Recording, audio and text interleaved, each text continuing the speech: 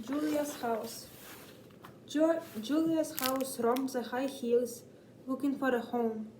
And so when Julia saw the perfect spot glittering in the distance, she told her creatures, "That's where we are going."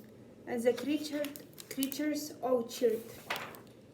But the path from the high hills to the valley was rocky and rough. "Be careful," shouted Julia. But it was too late. Julia's house rolled away. Without Julia. Down, down, down she fell. When Julia sat up, she was in the deep, dark place. She got nothing left but the sign from her front door. But there was a tunnel ahead, so she followed that. Just as Julia was getting really lonely, a familiar face appeared in the dark.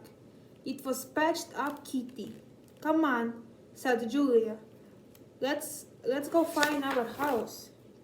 The cave opened out onto a shadowy wood. The house had surely come this way. Goblins and Flotelli was scattered about. "Follow me," called Julia. "We'll all find our house." They walked on until a sweet voice cut through the gloom. It was a unicorn. "I found your mermaid," it said. The mermaid asked if the unicorn could come along. Julia looked at her sign, the one that said, "Welcome to all lost creatures." "We'll make the room," she said.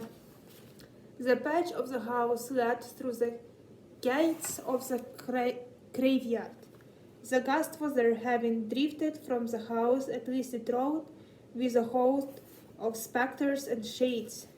"We'll make the room," said Julia. "Just follow me." On and on they marched, and everywhere it was the same. Old friends found, new faces joined in.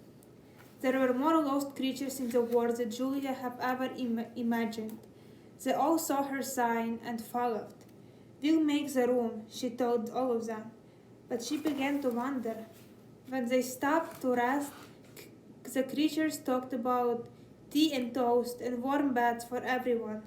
Julia sat apart, wondering turned to worry. "There won't be enough room," she said to herself. But still she led them on, until Julia looked at the battered knob from her front door, and she knew she had to tell them. "Attention, please," Julia said. The creatures all looked up to her with their teeth and tunnels and horns. Julia took a deep breath. I have something to say," she began.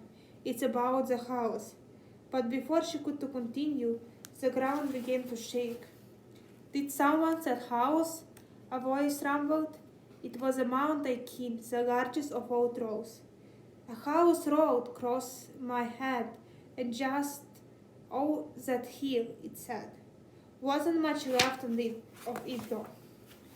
"Hooray!" the creatures cheered. "We almost there, keep going." Julia gathered up her sign and climbed to the last hill, and then it was a perfect spot. It was very spot she'd seen glimmered in the distance, except it wasn't perfect. The Julia had seen nothing but the sun glittering off the scrap of a junkyard, and there was nothing left on Julia's house but the front door.